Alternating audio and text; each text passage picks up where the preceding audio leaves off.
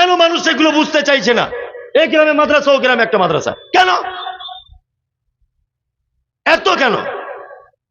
ইমাম বুখারী আছে, এত বড় একটা মাদ্রাসা, এত বড় একটা প্রতিষ্ঠান, হয়তো তার শাখা আরো দুটো থাকতে পারে, সেইখান থেকে ছাত্র প্রাথমিক ট্রেনিংটা নিয়ে বড় জায়গায় ইমাম বুখারীতে চলে যাবে, ওখানে গিয়ে ভালো করে পড়াশোনা করবে, ওখান থেকে মদিনায় চলে যাবে।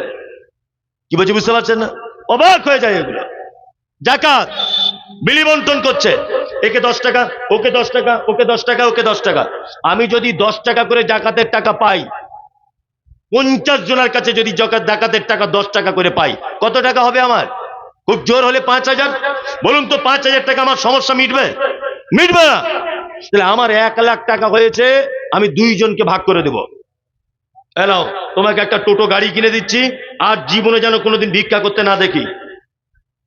2, তোমাকে একটা সেলাই মেশিন কিনে দিচ্ছি, আর কোনোদিন তুমি জাকাতের টাকা চাইতে আসবে না, কোনোদিন আসবে না। আচ্ছা বলুন তো, এইটা করে বেশি উপকার হবে না? এতে ফকির দমন হবে কি হবে না? হবে।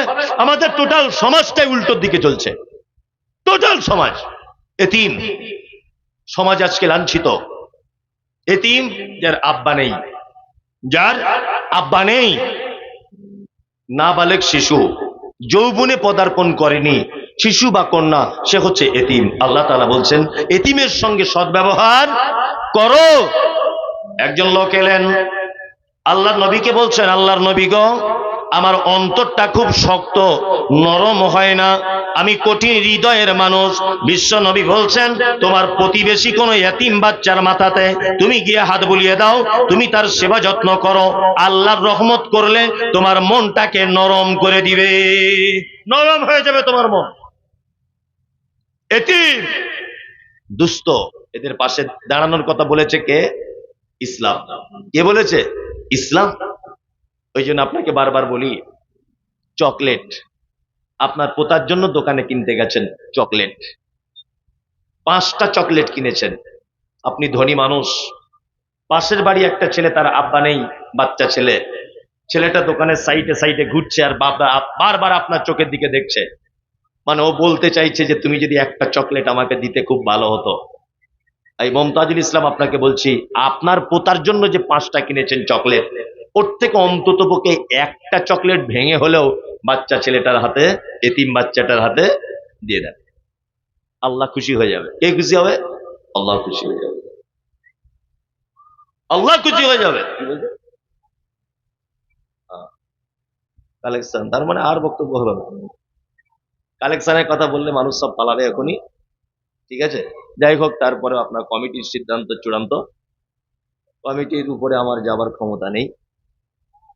আমি কোনোদিন এই এলাকাতে আসিনি, কিষানগঞ্জ, আর কিষানগঞ্জ, ঝাড়খণ্ড, পূর্ণিয়া, এগুলোতে আমি ডেট মানে নিতে চাই না, একটা ভয়ে, সেটা হচ্ছে যে আমার ভাষা ওরা বুঝতে পারছে কিনা, এই ভয়টা লাগে আর কি। ওই জন্য আর কি, মানে ইতস্তবোধ করি যে আমি আমার ভাষা বুঝতে পারবে কিনা, ভয় ভয় লাগে। আপনাদের কেউ কথা বলছি, ভয় ভয় লাগছে যে বুঝতে পারছে তো না, ভুল বুঝে যাবে, এরকম মনে মনে লাগছে আর কি। যাই হোক, আমি আর দুটো একটা কথা বলে দিই, কমিটির কাছে অনুরোধ যে আপনি আমাদের 5টা মিনিট টাইম দেন দয়া করে। এক, আল্লাহ সুবহানাহু ওয়া তাআলা তারপরে আবার বলছেন কি, মিসকিন খাদ্য দানে যারা উৎসাহিত করে না, ফাওয়াইলুল লিল মুসাল্লিন, জাহান্নাম অয়েল ওদের জন্য, দুর্ভোগ ওদের জন্য যারা সালাত আদায় করে, আল্লাযীনা হুম আন সালাতিহিম সাহুন, যারা সালাত আদায় করে কিন্তু অলসতার সঙ্গে করে, আল্লাযীনা হুম ইউরাউন, যারা সালাত আদায় করে লোক দেখানোর জন্য করে, ওয়ায়ামনাউনাল মাউন, আর যারা কি করে, প্রতিবেশীকে উপকার করা থেকে নিজেকে হটিয়ে রাখে। যাই হোক, আমিও তো বক্তব্য রাখছি, আমার কম বেশি এক্সপিরিয়েন্স আছে। মাদ্রাসার তো জলসা, মহিলা মাদ্রাসার, জি, তা আপনারা আল্লাহর রাস্তায় কিছু দেন, মাদ্রাসায় কিছু করে দেন অন্তত পক্ষে, কারণ এই 1 বছর মাদ্রাসাটা চলে এই একদিনের উপরে নির্ভর করে, আরো অন্যান্য কালেকশন হয়, তারপরেও আজকের দিনটার বেশি গুরুত্ব বেশি দেওয়া হয়।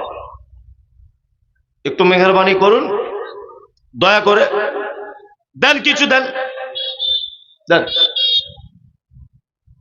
আরে কিছু দেন, আপনারা দেন।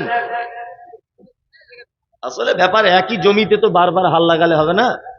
আমার আগের বক্তা চেয়েছে, তার আগের বক্তা চেয়েছে, আমি এখন চাইবো, আমার পরে যে আসবে সে চাইবে, মানুষ দিবে কত? মেলায় বাকি আছে না?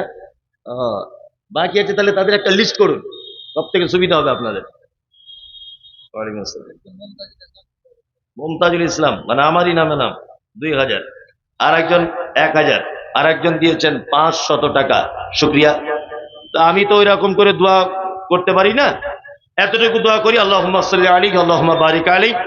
আল্লাহ যারা মাল দিয়েছে বা যারা দিচ্ছে তাদেরকে তুমি মালে বরকত দান করো, তাদের হায়াত জিন্দেগি সফলতা দান করো, সংসারে সচ্ছলতা দাও। বিনীত অনুরোধ, যারা বসে আছেন আপনারা দয়া করে কিছু মাদ্রাসাতে দেন, কারণ এইভাবেই প্রতিষ্ঠানগুলি চলছে, এইভাবেই প্রতিষ্ঠানগুলি চলছে। ফেরাকের মা 500 টাকা আর একটা বালা চাঁদির। ফেরাকের মাকে আল্লাহ ক্ষমা করে দাও। আল্লাহুম্মা সাল্লি আলাইহি আল্লাহুম্মা বারিক আলাইহি। আল্লাহ যে মাল দিয়েছে তুমি তার মালকে গ্রহণ করো, আর মালের বিনিময়ে আল্লাহ তার আমলনামাতে নেকি পর্যাপ্ত পরিমাণে দাও, যেটা তুমি ভালো মনে করো। তোমার কাছে এই দোয়া করি, যারা দিচ্ছে আল্লাহ তুমি তাদের সম্পদ বৃদ্ধি করে দাও। কি নাম তোর? আরেকজন বাচ্চা ছেলে 10 টাকা দিয়েছে। তো যার কাছে যা আছে তাই দিয়ে দেন, দেন, আল্লাহর রাস্তায় দেন। যার কাছে যা আছে আল্লাহর রাস্তায় কিছু করে দেন। আছেন ভাই কেউ? দেন একটু। জি, যাই হোক, আর কেউ নেই। ছোট্ট একটা কথা বলি তাহলে, যে কজনে আছেন 2-4 জন শুনুন, কারণ আমি কালেকশনের কথা বলতাম হয়তো আরো কিছুক্ষণ পরে, বললাম তো, তা মানুষগুলো চলে গেল সব, এবার খারাপ লাগছে একটা, আর বলতে ভালো লাগবে না। তারপরে একটা ছোট্ট কথা বলে রাখছি, সেটা হচ্ছে এই, যে আমাদের নবী মুহাম্মদ সাল্লাল্লাহু আলাইহি ওয়াসাল্লাম পৃথিবী থেকে চলে গেছেন, দিনটা ছিল সোমবার। সোমবারের আগে বৃহস্পতিবারের দিন তিনি অসুস্থ হয়ে গেছিলেন। জীবনের শেষ যে নামাজ জামাতের সাথে পড়েছেন বা ইমামতি করেছেন, সেটা হচ্ছে মাগরিবের সালাত। প্রথম 2 রেকাতে তেলাওয়াত করেছিলেন সূরা মুরসালাত, যার শেষ আয়াত ছিল ফাবিআইয়ি হাদিসিম বা'দাহু ইউমিনুন। আল্লাহ বলছে, এর পরেও কি তোমরা কোনো কথার উপর ঈমান আনবে? মুহাম্মদ সাল্লাল্লাহু আলাইহি ওয়াসাল্লাম যেন উম্মতের দিকে উদ্দেশ্য করে এই কথা বলতে চেয়েছিলেন, যে আমার চলে যাওয়ার পরেও কি তোমরা কোন কিতাবের উপরে তোমরা কি ঈমান আনবে, এটা বলতে চাচ্ছিলেন। মাগরিবের সালাতের পরে বাড়িতে ঢুকলেন, এশার আজান হলো। আল্লাহ নবী সাল্লাল্লাহু আলাইহি ওয়াসাল্লাম এশার জন্য প্রস্তুতি, ওযু করলেন, তারপর বেহুশ হয়ে গেলেন। আবার ওযু করলেন, বেহুশ হয়ে গেলেন, আবার ওযু করলেন। বেহুশ হয়ে যাবার গেলেন, ইশারা করে বলে দেওয়া হলো আবু বকর সিদ্দিক রাদিয়াল্লাহু তাআলা আনহুকে, আবু বকর তুমি ইমামতি করতে চলে যাও। হযরত আবু বকর ইমামতির জন্য চলে গেলেন। বিশ্বনবী বেঁচে থাকা অবস্থায় 17 রেকাতের 17 ওয়াক্তের ইমামতি করেছেন হযরত আবু বকর। বৃহস্পতিবার পার হলো, শুক্রবার পার হলো, শনিবারের দিন তিনি একটু সুস্থতা বোধ করলেন, একটু সুস্থ হলেন। 2 জন সাহাবীর কাঁধে হাত দিয়ে নববীতে ঢুকলেন, দেখছেন হযরত আবু বকর জোহরের নামাজের ইমামতি করছেন। আল্লাহ নবী সাল্লাল্লাহু আলাইহি ওয়াসাল্লাম মসজিদে ঢুকছেন, বুঝতে পেরে আবু বকর পিছনে চলে আসার জন্য মনস্থির করলেন। কিন্তু আল্লাহ নবী সাল্লাল্লাহু আলাইহি ওয়াসাল্লাম আবু বকরকে বললেন, আবু বকর যেখানে দাঁড়িয়ে আছো ওইখানেই দাঁড়াও, এসে কোনো লাভ নেই। আল্লাহ নবী সাল্লাল্লাহু আলাইহি ওয়াসাল্লামকে আবু বকরের বাম দিকে বসানো হলো। বাম দিকে বসে গেলেন আল্লাহ রাসূল। এখন ইমামতি করছিলেন আবু বকর, এখন ইমামতি করছেন আল্লাহ রাসূল। আর মুকাব্বির হলেন কে? না, হযরত আবু বকর সিদ্দিক রাদিয়াল্লাহু তাআলা আনহু। মসজিদ থেকে বাড়ি এলেন। বাড়িতে আসার পরে আম্মাজান আয়েশা সিদ্দিকা রাদিয়াল্লাহু তাআলা আনহাকে ডেকে বলছেন, আল্লাহ রাসূল, আয়েশা বাড়িতে কি আমাদের কোনো সম্পদ আছে?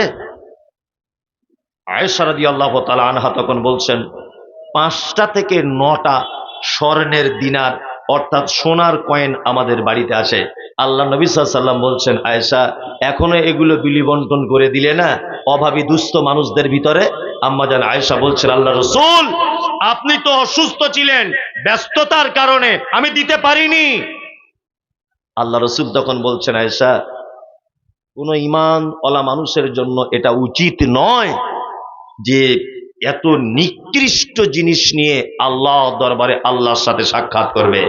তার মানে তিনি বলতে চাইছেন, আয়েশা পৃথিবীতে সম্পদ, এই সম্পদ একটি নিকৃষ্ট জিনিস, যেটা মানুষ রেখে যায়, যেটা মানুষ দান করে যায়, এটা হচ্ছে সব থেকে উৎকৃষ্ট মাল, যেটা মানুষ আখেরাতের জন্য পাঠিয়ে দেয় আগে থেকেই। ওই জন্য আপনাকে বলবো, আপনার সম্পদ থেকে কিছু টাকা, কিছু পয়সা আপনি দয়া করে বিনীত অনুরোধ করে বলছি আপনি এই মাদ্রাসাতে কিছু দেন, আল্লাহর রাস্তায় দেন। অনেকজনা দিচ্ছেন, আপনারাও দেন, দেন, যে যা পারছেন একটু দিয়ে দেন। পৃথিবীতে আপনার কোনো কাজ দিবে না টাকা পয়সা। আল্লাহ সুবহানাহু ওয়া তাআলা বলছেন, লান তানালুল বিররা হাত্তা তুনফিকু মিম্মা তুহিব্বুন।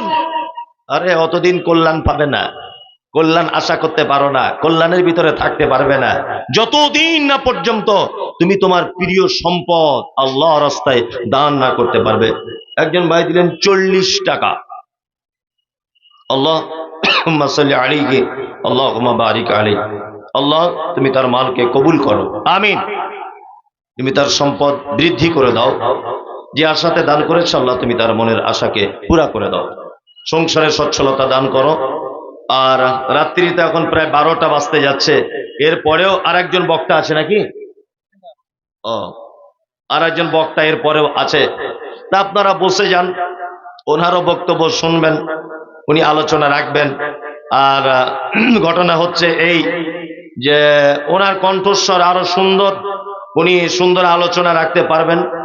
আর আমি তো এই কণ্ঠস্বর দিয়ে খুব একটা বলি না, ওই একটা একটা একটা একটা করে বলি। আর যতক্ষণ যা কিছু বললাম আল্লাহ আপনাকে আমাকে আমল করার তৌফিক দান করুক। আর একজন ভাই দিলেন 100 টাকা। আল্লাহুম্মা সাল্লি আলাইহি আল্লাহুম্মা বারিক আলাইহি। আল্লাহ যে দিয়েছে তুমি তার মালে বরকত দাও, আল্লাহ যে দিয়েছে তুমি তার সম্পদ বৃদ্ধি করে দাও। আল্লাহুম্মা সাল্লি আলাইহি আল্লাহুম্মা বারিক আলাইহি।